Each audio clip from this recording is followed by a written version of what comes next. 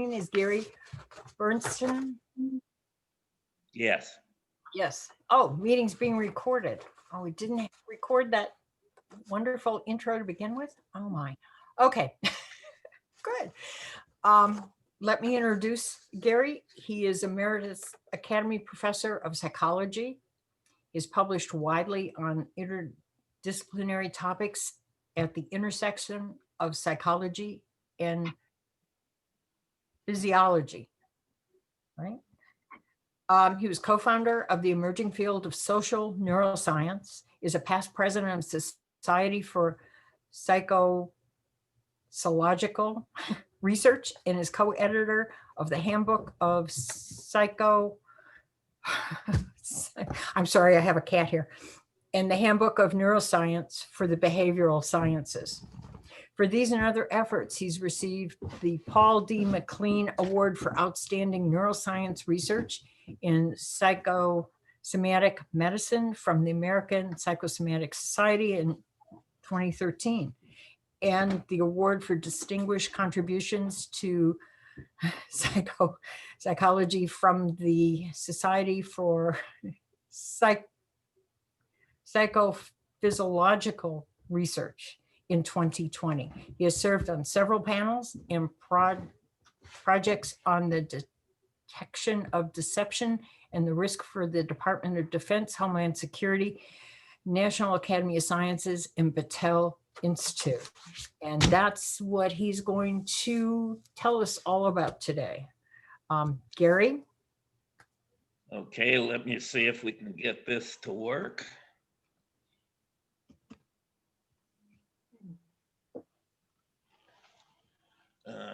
Let's see.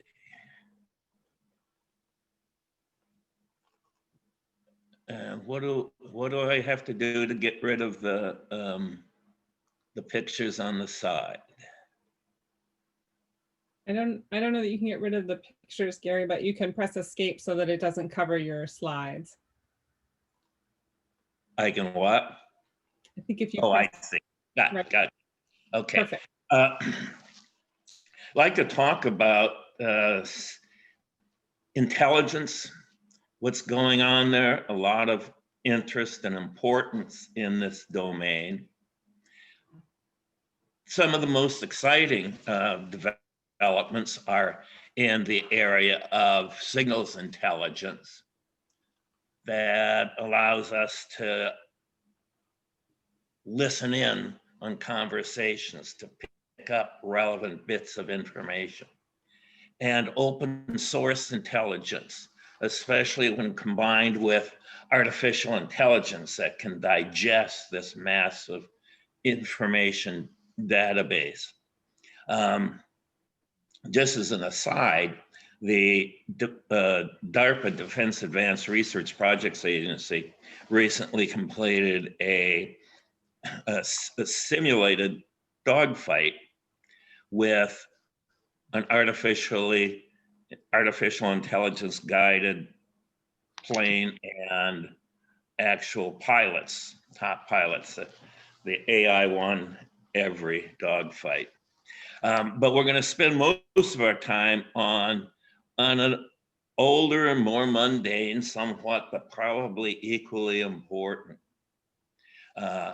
aspect of intelligence, and that's human intelligence.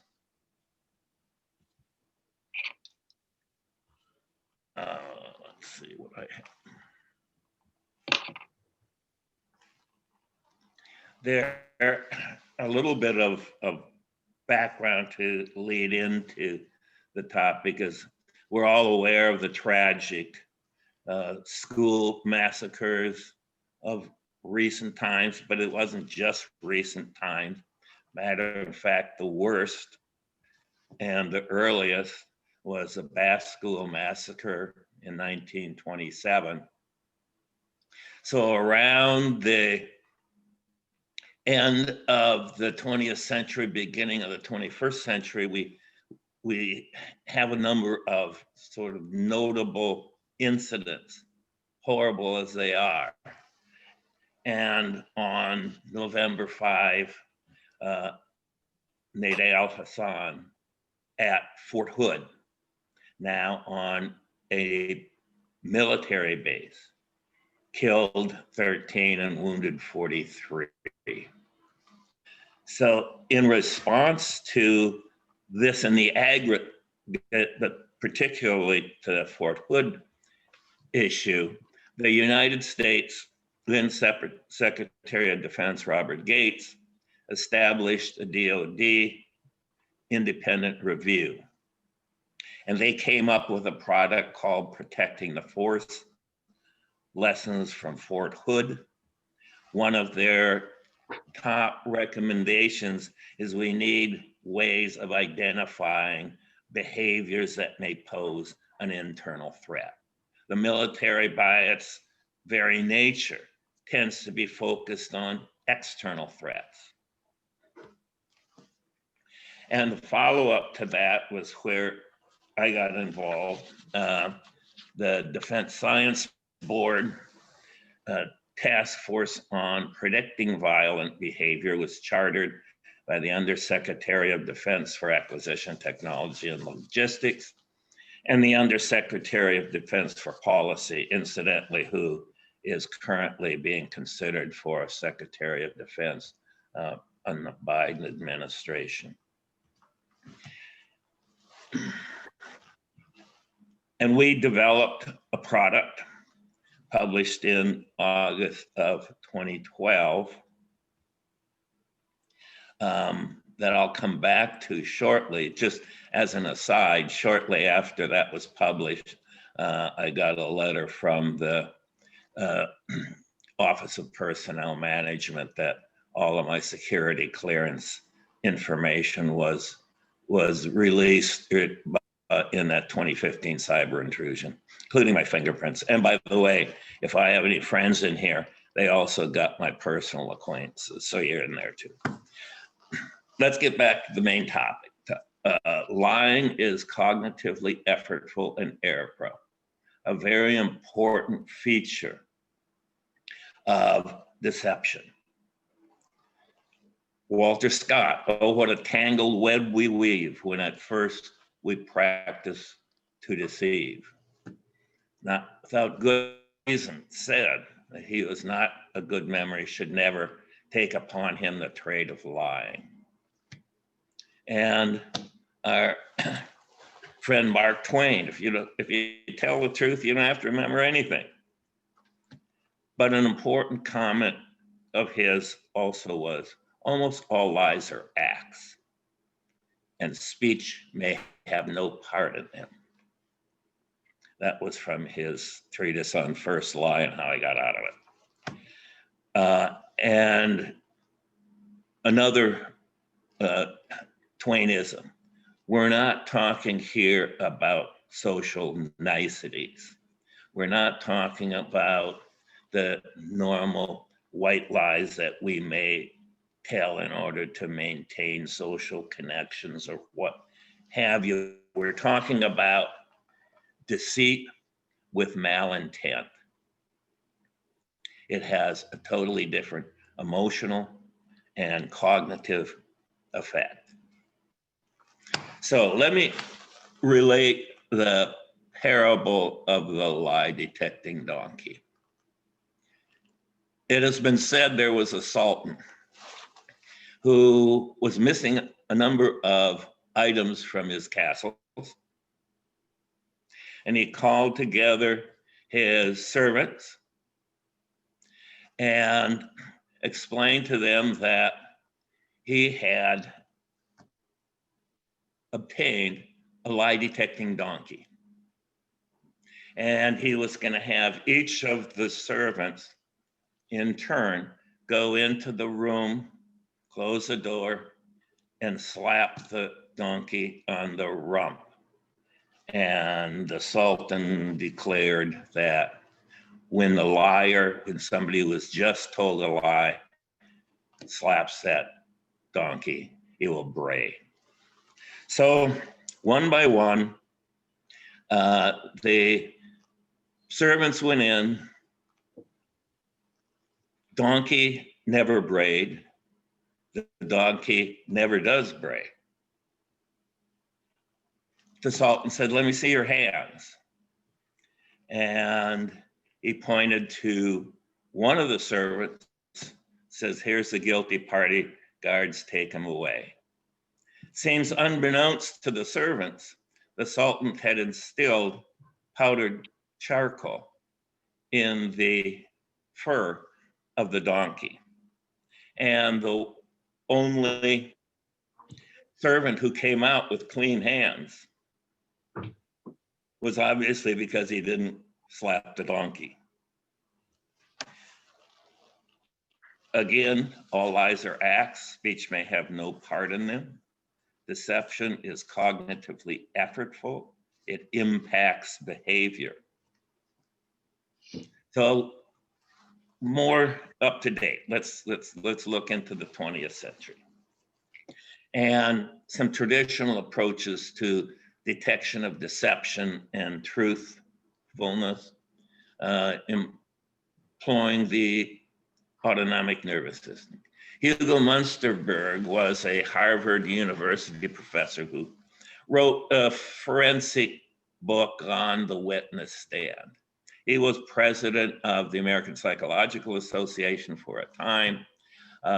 One of his main theses is that eyewitness testimony is unreliable. And he emphasized especially when used with torture. Scientific approach was, he was a mentor to William Marston and to Harold Burke. I'll talk about both of those momentarily. Marston right now. He was William Moulton Marston was a psychologist and lawyer at Harvard. And he deployed what was called the Erlanger method of lie detection. Essentially a blood pressure cuff was inflated partway around the arm and pressure pulses could be measured. He gave this test to Fry, who had been charged with murder. Fry passed the test, and in a suit, Fry versus the United States, that evidence was attempted to be submitted, but it was not accepted by the court because it was not accepted science. Shortly thereafter, associates of Marston, John Larson, he was a policeman and a physiologist, strange combination, and Leonard Keeler, his assistant, developed the Keeler emotograph, basically a version of the contemporary polygraph. And here, incidentally, is Keeler in the movie North Side 777, showing off his device. Current systems typically employ a couple of pneumographs around the chest to monitor breathing, blood pressure cuff, like Marston's Erlanger method, and skin conductance response. There is a subsequent ruling, Daubert versus Merrill Dow, which was a suit brought against Benedict and a drug that was accused of causing birth defects. And in Daubert, the court really set out the criteria for admissibility of novel methods. Had to be tested, had to be peer reviewed, had to be accurate, had to be generally acceptable. So Marston himself was quite a character. He sold a lot of advertising with his device. here strapped to the lie detector, the same scientific instrument used by G-men. He showed that Gillette blades were better than the competitors. He also offered to test faithfulness of married couples by the blood pressure response of a woman to a husband's kiss compared to that of an attractive stranger. But despite this, he also was a champion of women. He was concerned about the absence of women superheroes. You may have seen this in the paper a few years ago on Wonder Woman's 75-year anniversary. Marston was a consultant for Gaines Comics, especially their crime versions. And in that context, he developed this character, Wonder Woman. And note the byline here is Charles Moulton. They used their two middle names as the author. And recall the attribute of Wonder Woman's lasso. If she had you in a noose, you could not tell a lie. So more recently and more locally, the Polygraph in Ohio State University, Harold Burt, he was a Department of Psychology chair. He was also a student of Hugo Munsterberg. He wrote the treatise Legal Psychology, which dealt with forensics, other criminal and legal issues. He served on a National Research Council committee with Marston, evaluating the polygraph for use in military intelligence services. And just as an aside, Frank Stanton, his former student, ultimately donated $1.25 million to endow the Harold E. Burt Chair in Psychology. Burt was a member of the original committee that proposed the new faculty club building at OSU, where I wish we all were right now, but hopefully we will be again. And he was the president of that faculty club in 1945. So another angle to the detection of veracity and deception was from Paul Ekman, a leading student of facial patterns and facial recognition algorithms.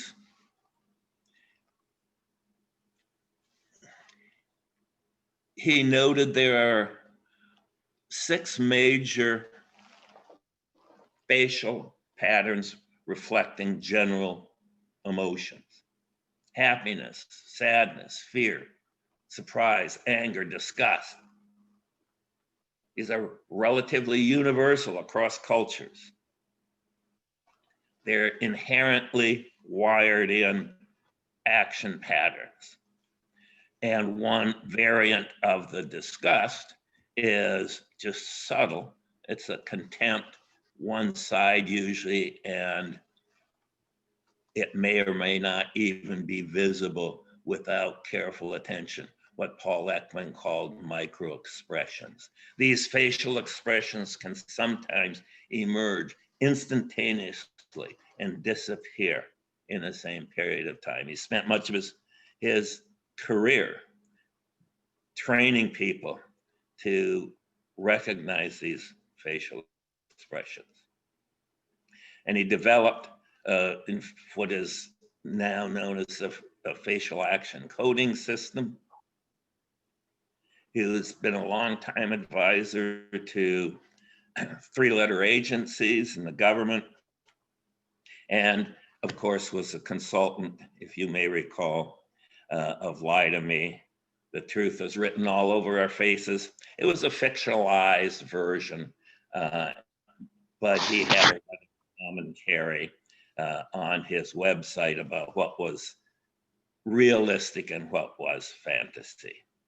In any event, let me give you an example of a contempt microexpression. In 2014, you may recall, Crimea, Ukraine was invaded by Russians. The Ukrainian military put down their arms and marched to confront the invaders, two of which were here. They began discharging firearms. And finally, there was a discussion. The commander intervened and calmed things down a little bit. But our shooter commented, "I have my orders. I'm serious. I'll shoot your legs. It's your president who created this." And here is the next frame of that video. The next frame, you can see he's blinking and he's got a subtle contempt. The frame rate of this camera was 24 hertz. That means about 40 milliseconds per frame. So within 40 milliseconds, we see this nominal, subtle microexpression that in the very next frame emerges into a clear-cut contempt facial expression. Note that his eyes are still closed. The next frame, his eyes are beginning to open and the contempt expression is gone. This all happened. This all happened in the blink of an eye, a micro expression. So Ekman goes on. And following after the early studies of the physiologist Duchenne on facial muscles, he points out a distinction between a real smile, the so-called Duchenne smile, and what we see here is termed the Pan-American smile or the Botox smile. There is some elevation of the lips with a smile-like configuration, but a real smile, Ekman points out, is not strictly volitional from the primary motor cortex, but subcortically, and it manifests in not only activation of the so-called zygomaticus major muscle, but orbicularis oculi as well. And I apologize for this example. It was just very expressive. I don't own any stock in Tesla. But note the crow's feet, the contractions of the extraorbital muscles around the eye. That's a characteristic of a real smile, of an actual smile. So Ekman's spent a lot of his time observing people, observing faces, observing behavior. He was, in fact, a consultant to the Transportation Safety Administration in setting up what was then called the SPOT program, the screening of passengers by observation techniques. You may or may not be aware of that. It is now generally referred as, it's morphed somewhat into what has been termed the Quiet Skies program. They're both similar. They entail behavioral markers of stress, fear, deception, and if a passenger exceeds a number of these, they can be taken for additional screening. It's an expensive program because it requires a lot of personnel. The General Accountability Office asked in 2013 whether it was effective. Turns out there were some 600 million passengers screened, some 38,000 almost referred to from the spot analysis, and about 2,000 of those to a law enforcement officer. About 199 arrests were made in that period. Not a terrorist was found. So there's been some concern about modernizing. We just saw a 2018 TSA Modernization Act, which is calling on the agency to refine these screening procedures. Ekman, a very salient feature of that development. So how good are people in general at detecting deception? Well, not really very good, at least not from a video. And this is sort of an unfair comparison because they just had individuals watch a video of somebody lying or telling the truth. And the estimates were not much better than chance. But that detection accuracy goes up considerably if one knows the person being judged, is familiar with their behavioral habits, for example, parents, or if one has training in an opportunity for interrogation. Then you can become increasingly accurate in predicting. So let's take a look at the polygraph. Back to the polygraph. National Research Council in 2003. Polygraph can detect lying from truth at rates above chance, though well below perfection. There are 4 possible outcomes of a polygraph exam. There's the judgment of the examiner, the actual status of truth or deception. A hit, the operator judges the person who is lying to be a liar. A correct rejection, where the operator judges a truth teller to be telling the truth. A miss, in which somebody is deceptive, but the operator doesn't detect it. It's basically a transient get out of jail free card, but the assumption is we'll get them eventually. Here is the serious error, the false alarm, what Ekman called the Othello error, after he killed Desdemona, who was wailing her innocence that she had not had an affair, but he interpreted that wailing to reflect guilt. The false alarm is potentially a problem. But it's not really the probability of a false alarm that's of relevance.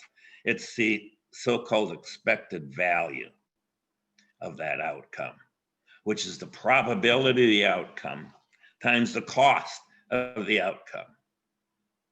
In a criminal polygraph procedure, the cost can be enormous. And we'll come back to that issue shortly. And I'm also going to come back to countermeasures, just introduce. There are a number of countermeasures that have been developed, both physical and cognitive or emotional.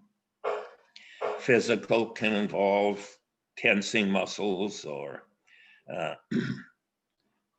inflicting pain somehow on oneself to create a reaction. Cognitive, thinking of something relaxing during the critical question, or alternatively thinking of something arousing during a control question.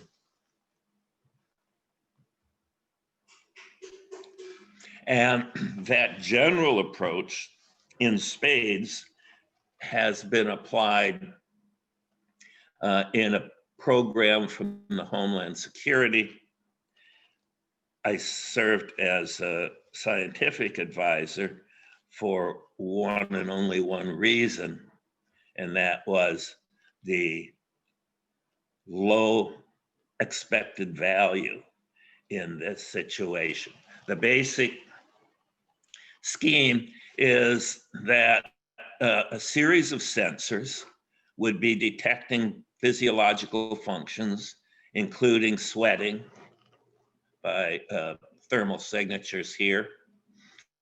And in the aggregate, this information would be used to come to a collective estimate of whether that person was extraordinarily deceptive, or apprehensive.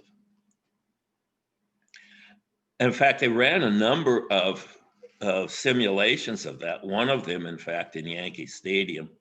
And they were able to, in these situations where they would pay some attendee to put this little device in your pocket and see if you can get through security. When you're on the other side, you'll meet somebody else, they'll set off the device. It's not going to hurt anybody, but let's see if this system can work. And it catch about 80%, just about the same as a polygraph. 20% would get through. And ultimately, that project was defunded. So let's come back to the predicting violent behavior.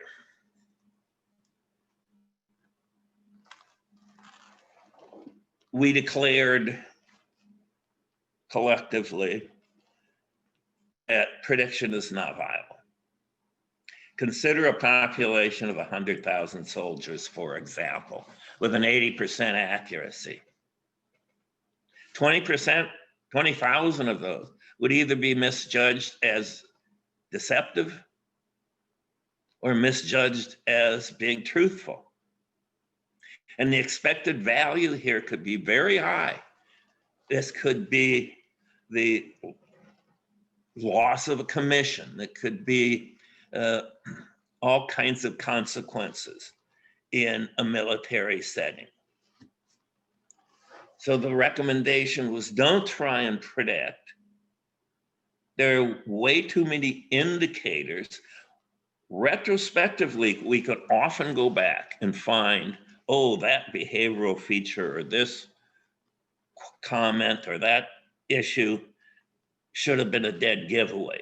But in fact, there are innumerable indicators by many people that don't go on to commit crimes.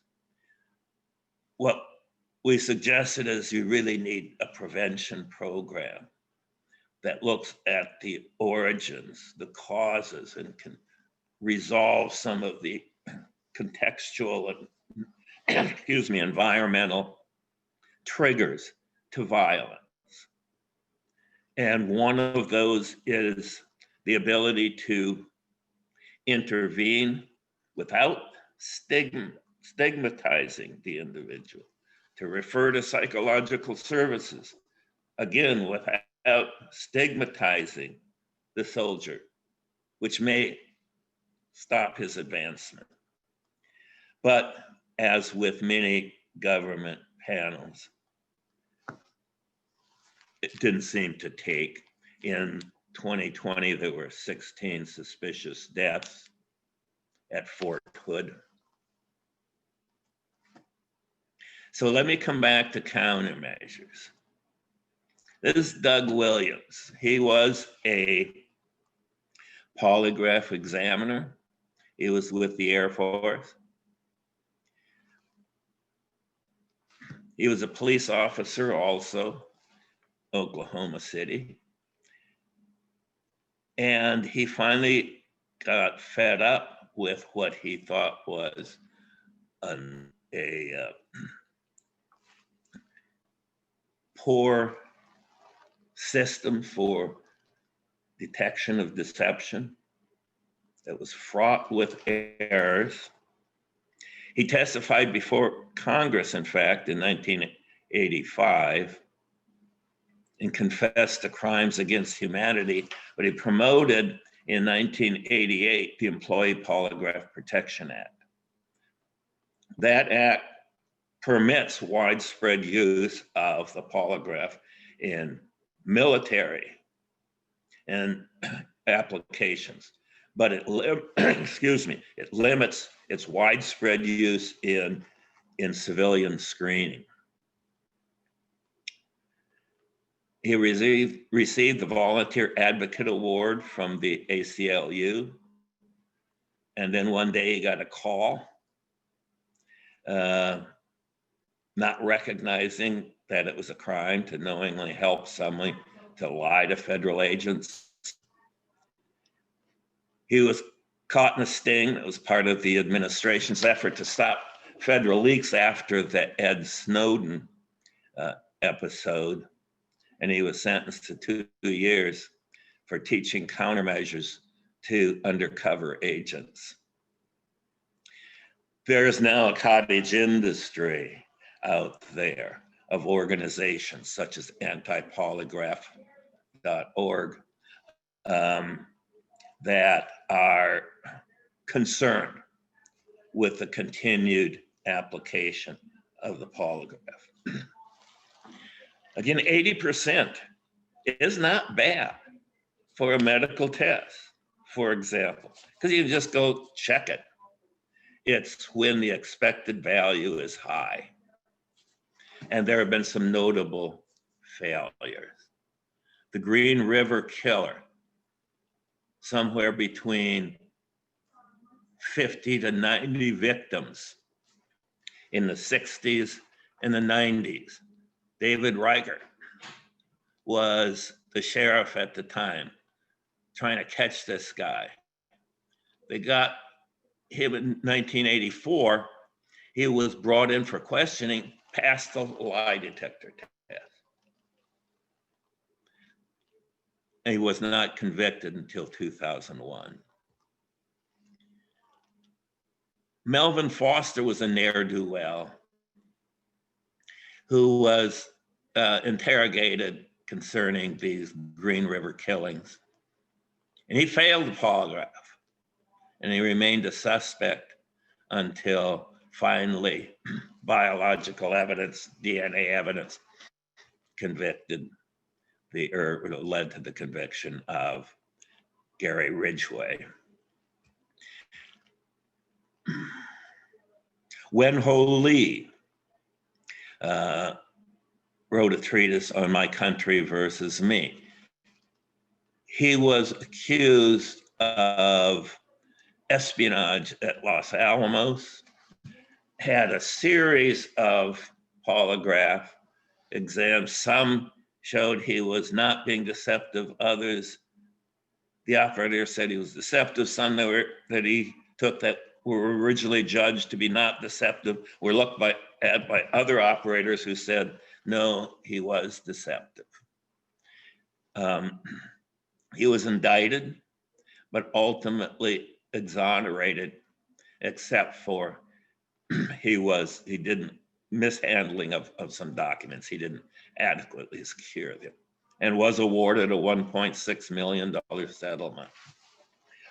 Aldrich Ames, probably one of our worst destructive spies in our history.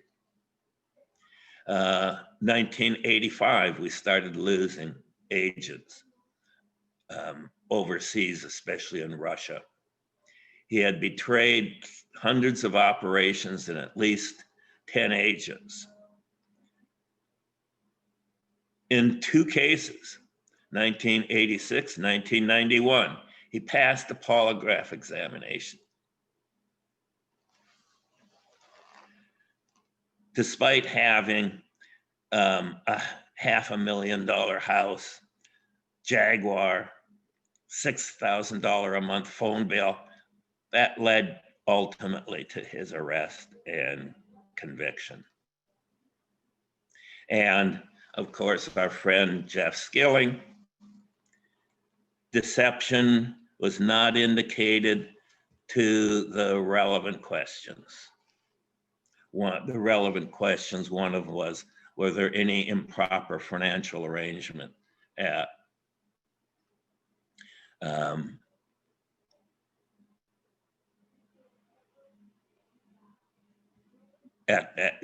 the board of directors at Enron? Nope, he said. This was a polygraph exam using the standard Lafayette instrument, LX 2000 polygraph. He was in fact Skilling convicted of conspiracy, insider trading, false statements. So let me try and wrap up here in the next few slides, introducing another alternative to the standard polygraph.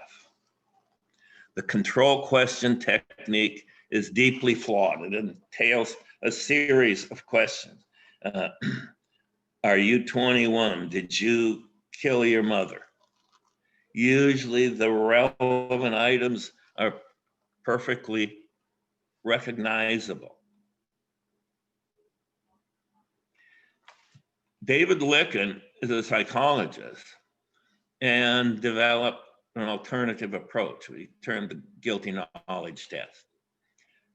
It isn't widely embraced by the criminal justice community, although it's beginning to in some respects, especially in Japan. It is, it is a primary method of criminal investigation there. Some cops don't like it because it's hard to get this specific guilty knowledge, information known only by the perpetrator, not the general public, sometimes referred to as concealed information or the concealed information test. So for example, in the GKT test, no verbal response is needed, although with the CIT, investigators often say, just say no to every question. There's a series of items, 1 relevant and 9 irrelevant. For example, how was entry obtained to the crime scene? Front door, back door, garage, window, and so on through 10 items. And then the autonomic reactions to each of those questions is compared, and the one that receives the largest response is noted. Now, it could just be random variations. There's a 1 in 10 chance of an individual showing the largest response to the target, just again, by chance. one of them has to have the larger response. So you do another one. How much money was taken? $25, $50, so forth. Probability is 1 of 10 of the examinee showing the largest response to the target item. But if they do to both target items, now we have a chance, not 1 in 10, but statisticians tell us that the joint probability of independent events is equal to the product of the probabilities of the events, or 1 in 100. If you do this, another one, it could be 1 in 1,000. So the point here is that the operator never judges truth or deception. They never say guilty or innocent. They just simply give a statistic. This pattern of outcome could occur by chance only with this probability. And then it's up to others to interpret. One variant of the guilty knowledge test is what Larry Falwell calls the brain fingerprinting test. It doesn't involve autonomic measures. It involves brainwave measures. The P300 is a well-known deflection, positive going deflection, that appears about 300 milliseconds after a attending item, after an item that gathers attention, after a relevant item. And so the subjects are asked to count the number of these targets. Could be a beep, could be anything. And then they're also shown irrelevant items and probe items. Probe items are the guilty knowledge items, the items that only a perp supposedly would be aware of. And so if the probe looks like the target, the judgment is they had guilty knowledge. Not that they're necessarily deceptive, because they don't have to say anything. And the FBI kind of got involved in this. They found that in one study with 100% accuracy, they could identify FBI agents from non-FBI agents. They also could differentiate with supposedly 100% accuracy the expertise in military medicine among military doctors and actors. And they set up a new company, Brainwave Sciences, to sell these things. Their sort of celebrated case is in the case of Kevin Hughes.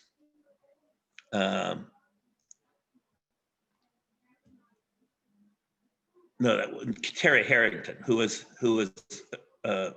accused of murdering a cop. Kevin Harrison Hughes was the leading main witness. Farwell ran a brain fingerprinting test, found that the probe items did not evoke a target-like response, and declared that Harrison did not have guilty knowledge. That was ruled to be admissible in court under the Daubert versus Merrill Dow criteria, but it did not dismiss the charges anyway, because it said they wouldn't have made any difference. Turns out Hughes ultimately admitted to lying, and Harrington was freed. But other courts haven't been so accepting, and there's still a fair amount of reservation in the scientific community, because so much of the development of this and the testing of this has been secret. And there's another case, but given the time, I'm not going to talk about it, in which a individual with guilty knowledge was identified. That's coming. Those are approaches that are coming. I just wanted to close with a final comment on torture. Hugo Munsterberg cautioned against torture as yielding unreliable information. But we've got these two, quote, psychologists that the American Psychological Association has declared have left a stain on the discipline. They were psychologists at Fairchild Air Base. Their mission was to train people to resist torture if they were captured. And they were then asked by the CIA to reverse engineer this process. Torture is illegal by the US Constitution, by the Geneva Convention, by the United Nations. It's criminal, and it doesn't work. Panetta initiated a CIA investigation, found value. The brutal interrogation was inflated, as did the US Senate. If you're interested in this, take a look at Ali Soufan's treatise on black banners. It's now a declassified version, subtitled How Torture Derailed the War on Terror After 9/11. Soufan was an FBI interrogator who developed a rapport with a high-ranking Al-Qaeda operative and ultimately extracted the names of 7 of the 9/11 attackers. At that point, he said the CIA came involved, stripped the prisoner naked, threw him in a coal cell, and proceeded with the torture routines. He never told another piece of usable information thereafter. So,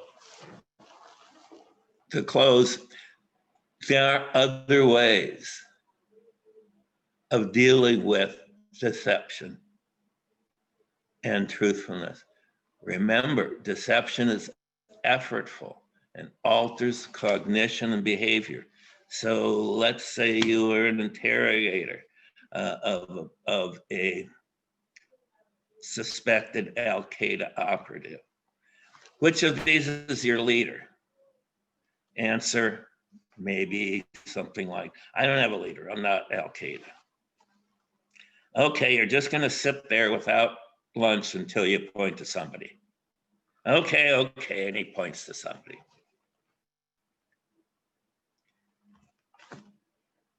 What if the numbers turn out like this? Remember the lie detecting donkey. What if nobody picks this guy? Doesn't necessarily mean he's the leader. It's statistically unlikely.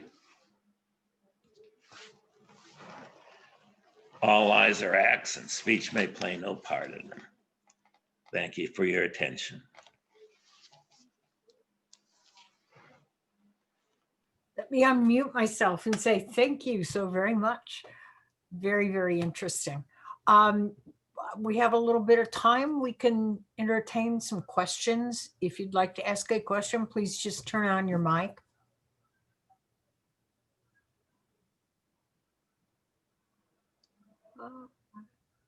Oh, come on. I can't believe no questions.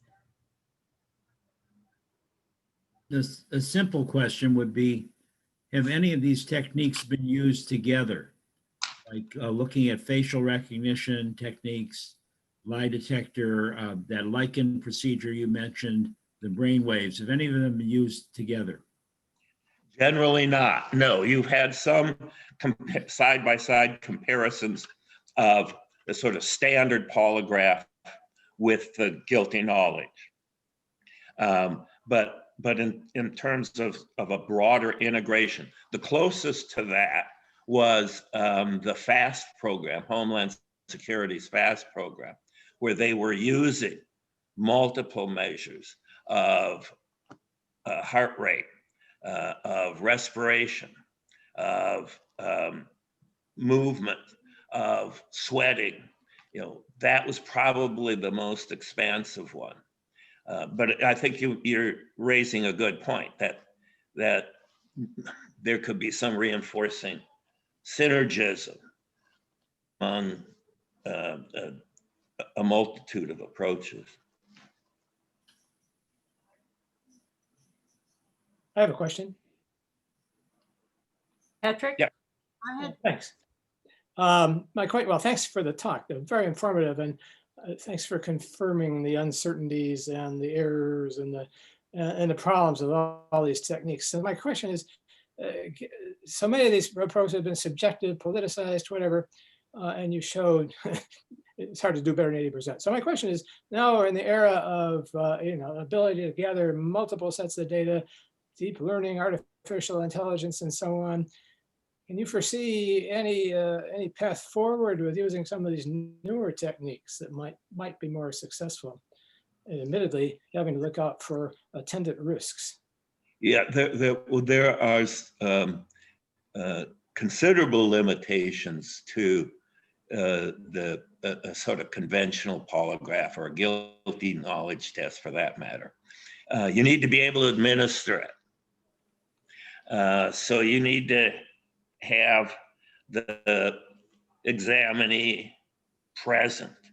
There have been some attempts, with speech stress analysis, for example, or attempts to analyze public speech more in the open source media and using, again, an aggregate of information to derive a judgment, which is probably, certainly for a foreign leader or for a terrorist, is going to be much more likely to yield outcomes than a polygraph. You're not going to give a polygraph test to a North Korea leader, but you can look with signals intelligence and open source information.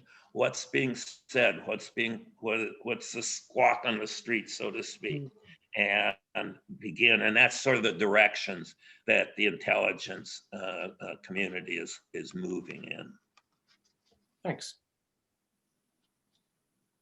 Hey, Gary, Jack Wood, great talk. My question is, how effective in interrogation of psychotic drugs or autonomic drugs such as Acromy or opioids and that sort of thing been used with any effective application? Yeah, there have been quite a number. Just because of time, I avoided most of them, but most of them, anything that would dampen the autonomic nervous system. But again, it's not just dampening. Most agents aren't going to shut it off. And so with something like guilty knowledge, you can dramatically attenuate those responses, but there may be sufficient residual. Do a relaxant or a sedative, could certainly impact the magnitudes, but the whole idea behind the guilty knowledge, it isn't just magnitude, it's relative magnitude.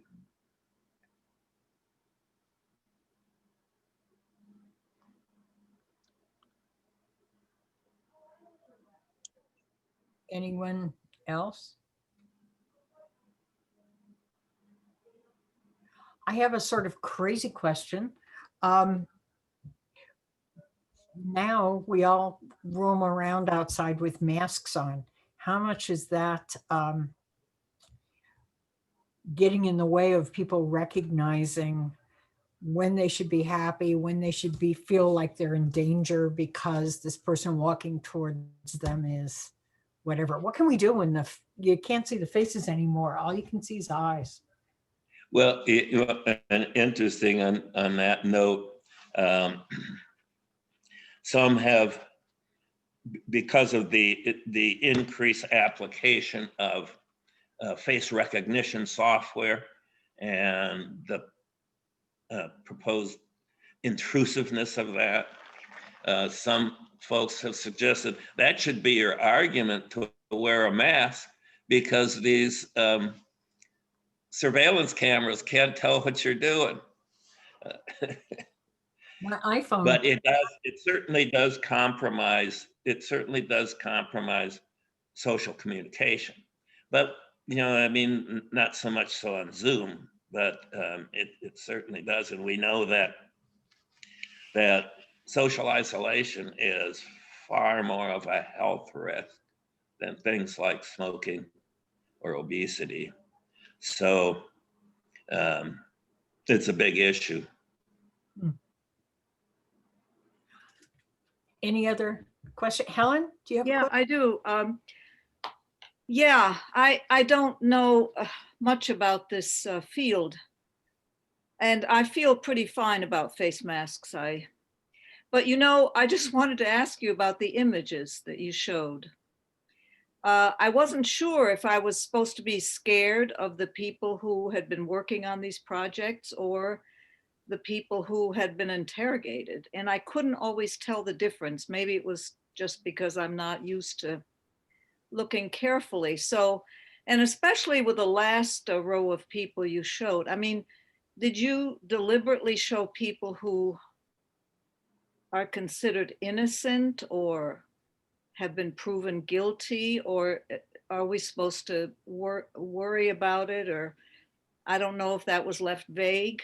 I wasn't quite sure about what you intended with all these images of these faces. There were very few women, by the way, and I was wondering if there's some, if their thought has been given by all these agencies that you've talked about to women. Yeah, the TSA has certainly considered that, because they're screening not not for criminals necessarily. I mean, they're just screening the general population, and they're going to have probably equal numbers of men and women. And so I think those studies and analyses still have to be done, but in most cases, yeah, it's been men being the criminals. Yeah, but the main question I was wondering about, a lot of the images you showed were kind of reminded me of those wanted posters one used to see at the post office. Well, in fact, there, of course, we don't know if those people are innocent or guilty. So were you really interested in distinguishing those? And what about the last panel that we saw? No, I wasn't. I was just trying to illustrate a technique that has been used to flush out information from potential terrorists and to identify the hierarchical structure therein. I wasn't suggesting anything more than that, but just that was as a technique that is not torture. That may be because images are powerful. Yes, yeah. They're used, as we know, everywhere to distort and to affect people's thinking and fears, and they raise a lot of fears. Yeah, good point. Thank you. I have a question. Lois, please. Does your profession have any wisdom to offer us about the political situation we're in with alternate reality?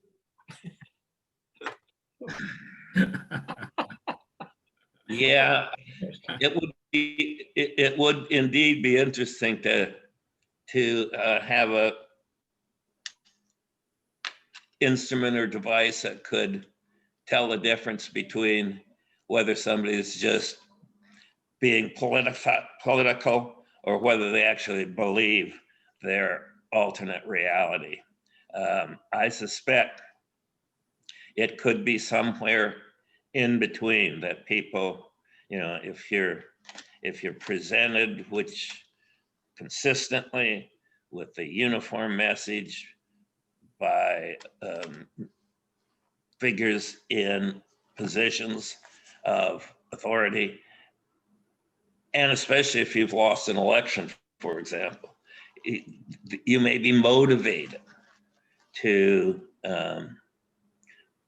believe the alternative reality. That's what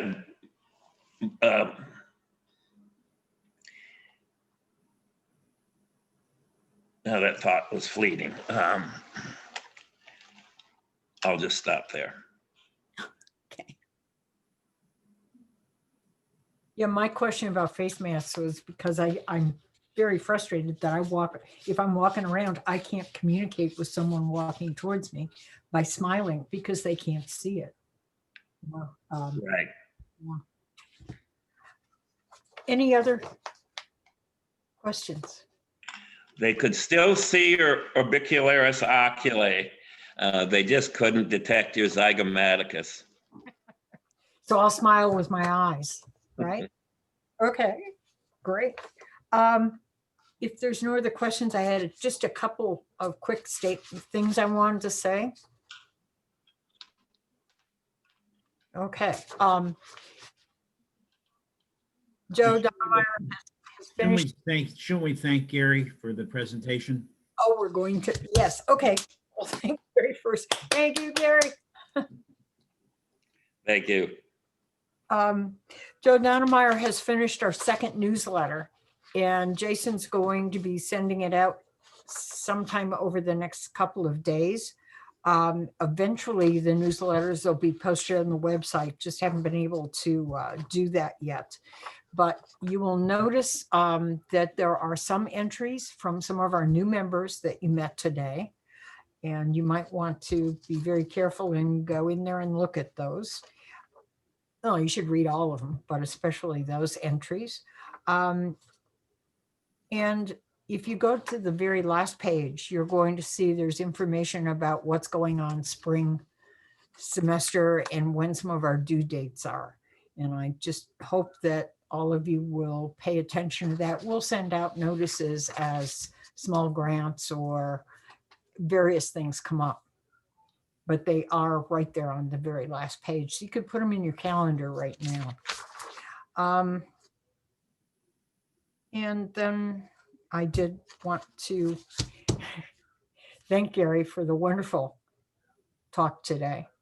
I think we all very much enjoyed it, or maybe, yeah, I guess we enjoyed it, whether or not we like these sorts of things going on in the world, that we can be tested in this way and someone decide whether or not, you know, I don't know how I'd be as a test subject, you know, would I be seen as deceptive? And I'm not trying to be at all, just because I don't know how to act. It makes me nervous in a way, Gary.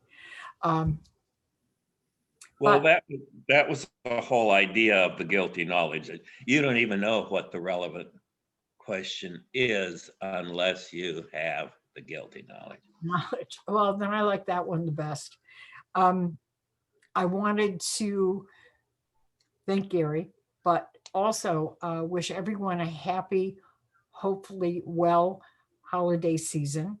And that we all meet back here on the first Wednesday in February for our next lecture.